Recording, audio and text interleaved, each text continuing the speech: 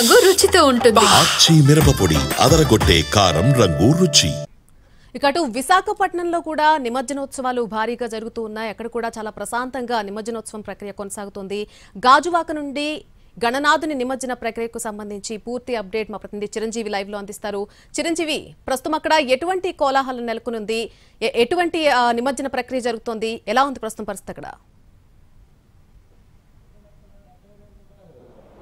ప్రస్తుతం అయితే విశాఖలో భారీ గణనాథుల నిమజ్జన కార్యక్రమం జరుగుతుంది. అయితే గత ఏడాది కంటే ఈ ఏడాది చూసుకుంటే కాస్త కలితప్పిందనే చెప్పుకోవాలి. ఎందుకంటే మొదటి నుంచి కూడా ఆ భారీ వినాయకులు నిర్వహించిన తర్వాత మిగతా నిమజ్జనానికి అన్నిటికీ కూడా చాలా వరకు గ్రాండ్ గా ఏర్పాట్లు చేశారు. కొన్ని అనివార్య కారణాల వల్ల వీటన్నిటిని కూడా ప్రస్తుతం ఆంక్షలు విధించడం జరిగింది. ప్రస్తుతానికి అయితే గాజువాక లంక మైదానంలో ఏర్పాటు చేసినటువంటి లక్ష చీరలతో ఏర్పాటు చేసినటువంటి మహా సుందర వస్త్ర వినాయకుడు అయితే భక్తులకు ఈ నవరాత్రుల పాటు కూడా దర్శనం కలిగించడం జరిగింది. అయితే మొత్తం 21 రోజుల పాటు కూడా పూజలు అందుకోవాల్సినటువంటి వినాయకుడు కేవలం 11 రోజు ఈ రోజు నిమజ్జనానికి సిద్ధమవుతున్నాడు. ఈ వినాయకుడే కాకుండా గాజువాకలో ఏర్పాటు చేసినటువంటి కోటిలింగాల వినాయకుడు కూడా ఈ రోజు నిమజ్జనానికి ఏర్పాట్లు చేయాలని చెప్పేసి అధికారులు కూడా ఆదేశించడం జరిగింది. దీనికి సంబంధించి ప్రస్తుతం అంతా నిర్వాహకులు ఉన్నారు, వాళ్ళతో కూడా మాట్లాడే ప్రయత్నం చేద్దాం. గణిత్ గారు చెప్పండి, ఎలాంటి ఏర్పాట్లు ఇవన్నీ కూడా చేస్తున్నారు? గతంలో అంటే 9 రోజులు ఎటువంటి పూజలు జరుగుతాయి? స్వామివారికి మనం 21 రోజుల పాటు పూజల కార్యక్రమాలు నెరవేర్దాం అనుకున్నాం సార్, సుందర వస్త్ర మహాగణపతి స్వామివారికి. కానీ చంద్రగ్రహణం కారణంగా ఈ రోజు మనం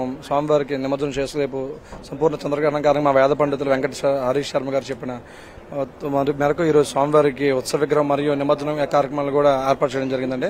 స్వామివారికి పసుపు, కుంకుమ, విభూది, గంధంతో అన్ని కూడా అభిషేకం చేసిన తర్వాత స్వామివారి చీర వస్త్రాలన్నీ కూడా భక్తులందరికీ ఇవ్వడం జరుగుతుందండి. గురుగారు ఇవ్వడం జరుగుతుంది. అలాగే ఇప్పుడు వచ్చిన భక్తులందరికీ ఇప్పుడు లడ్డు వేలంపాట కూడా సుమారు జరిగిందండి. లడ్డు 9 రోజుల పాటు కూడా ఎటువంటి పూజలు చేయడం జరిగిందండి? 9 రోజుల పాటు కూడా ఎటువంటి పూజలు? ప్రతి సంవత్సరంలాగే ఈ సంవత్సరం కూడా స్వామివారికి విశేష అర్చనలు, హోమాలన్నీ కూడా జరిపించుకోవడం జరిగాయి. అనుకోకుండా మనకి ఎలాగా భాద్రపద శుద్ధ పౌర్ణమి నాడు ముందుగా అనుకుంటుంది గ్రహణం, చంద్రగ్రహణం కారణంగా మనం ఏంటంటే ఏదైతే ధర్మశాస్త్రానుసారం ఉందో గ్రహణానికి ముందు ఏదైతే పీఠాలు కానీ మొన్నే చెప్పుకున్నాం మనం, ఏవైనా వినాయక నవరాత్రులు కావచ్చు, యాగాలు కావచ్చు, ఇవేమన్నా సరే గ్రహణానికి ముందే దాన్ని సంపూర్ణం చెయ్యాలి. కాబట్టి రేపు సంపూర్ణ చంద్రగ్రహణం కాబట్టి ఈరోజు స్వామివారి నిమజ్జనం చేయాలని చెప్పి సంకల్పించుకుని అలాగే నవరాత్రులు అయిపోయి ఈ రోజు 11 రోజుల లెక్క అయితే వాళ్ళకి 11 రోజులు, రాత్రుల లెక్క అయితే 10 రాత్రులు పూర్తి అయిపోయాయి. కాబట్టి మనం ఈ రోజు స్వామివారి యొక్క నిమజ్జనం అంగరంగ వైభవపేతంగా అంటే సుగంధ ద్రవ్యాలు, పుష్పాలు వీటన్నిటితో కూడా స్వామివారికి అంటే వస్త్రాలు కాబట్టి ఉదకం మళ్ళీ ఆ వస్త్రాలు మనం ప్రసాదంగా ఇస్తామని చెప్పి భక్తులకు చెప్పాం. కాబట్టి పొడిగా ఇవన్నీ అభిషేకం చేసి ఈ వస్త్రాలన్నీ కూడా విసర్జన చేయించేసి ఏదైతే నదిలో కలపడం అనేది జరుగుతుంది. కాబట్టి ఈ యొక్క నిమజ్జన కార్యక్రమం భక్తులందరూ కూడా తిరిగించి ఆ వరసిద్ధి వినాయకుని యొక్క కృపా కటాక్షానికి పాత్రలు కాగలరని ఆశిస్తున్నాను. ప్రస్తుతానికి అయితే గాజువాకలో ఏర్పాటు చేసినటువంటి వినాయకుడు ప్రస్తుతం నిమజ్జన కార్యక్రమం జరుగుతుంది. భక్తుల మధ్య జరుపుకోవాల్సిన వినాయకుడు కొన్ని అనివార్య కారణాల వద్ద ప్రస్తుతానికి నిమజ్జన కార్యక్రమాన్ని ఈ విధంగా అన్ని కూడా భక్తులకి పంచిపెట్టే కార్యక్రమం ముందు నిర్వాహకులు అనుకున్నారు. ఒకవేళ పంచిపెడితే తొక్కుసాట జరిగే అవకాశం ఉంది. కాబట్టి వీటన్నింటినీ కూడా పూర్తిగా వినాయకునికి భారీ లంబోదరునికి అర్చన చేసిన తర్వాత, అభిషేకాలు అన్ని కూడా చేసిన తర్వాత భక్తులకి చీరలన్నింటినీ కూడా పంచేందుకు కూడా నిర్వహణ కమిటీ సభ్యులంతా కూడా అన్ని ఏర్పాట్లు చేశారు. మళ్ళీ right Chiranjeevi, thank you for the live update. అది వైజాగ్ లో నెలకొన్నటువంటి పరిస్థితి. కేవలం హైదరాబాద్ లోనే కాదు, అటు విశాఖపట్నంలో కూడా భారీగా గణనాథున నిమజ్జనాలు కొనసాగుతూ ఉన్నాయి. నెక్స్ట్ మనం చార్మినార్ అప్డేట్కి వచ్చేద్దాం. చార్మినార్ వద్ద నెలకొన్నటువంటి పరిస్థితి మనం చూస్తున్నాం. నెమ్మదిగా గణనాథులు ముందుకు కదులుతున్నటువంటి దృశ్యాలు మనకు కనిపిస్తూ ఉన్నాయి. మండపాల నుంచే గణనాథులు కాస్త ఆలస్యంగా బయలుదేరడంతో చార్మినార్ వద్ద కొంతవరకు నిమజ్జనోత్సవ ప్రక్రియ అనేది కొంత ఆలస్యంగానే జరుగుతుందని చెప్పుకోవాలి.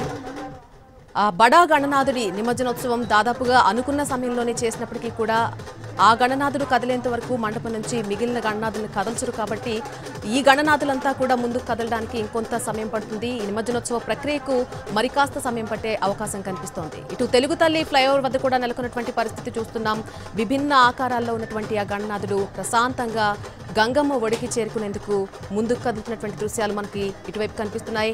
నెక్స్ట్ ట్యాంక్ బండ్ దగ్గర కూడా నెలకొన్నటువంటి పరిస్థితులు చూస్తున్నాం. భారీ జనసందోహం మధ్య రకరకాల రూపాల్లో ఆ గణనాథుడు ముందుకు కదులుతున్నాడు నెమ్మదిగా. ఎక్కడ చూసినా సరే భారీ జనసందోహం కనిపిస్తోంది. ఒక ఆనందమైనటువంటి వేడుకగా మనం ప్రతి సంవత్సరం కూడా గణనాథుడిని గంగమ్మ ఒడికి చేర్చేటువంటి ప్రక్రియను చేసుకుంటూ ఉంటాం.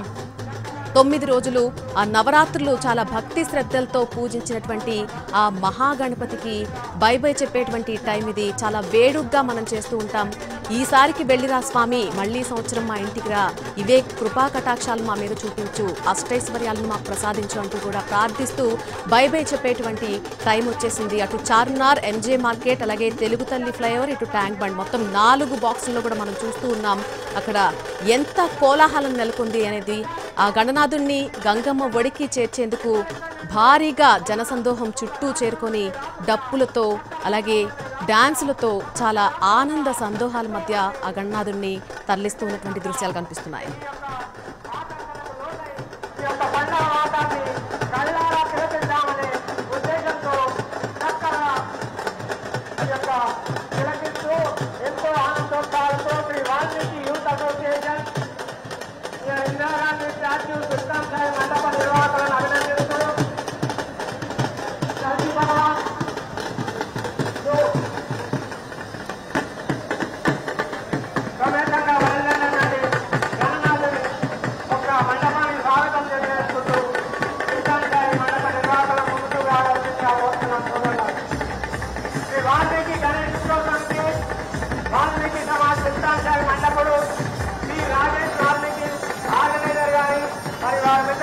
అభినందిస్తూ ఈ వాల్మీకి కార్యక్రమ మండప నిర్వాహకులు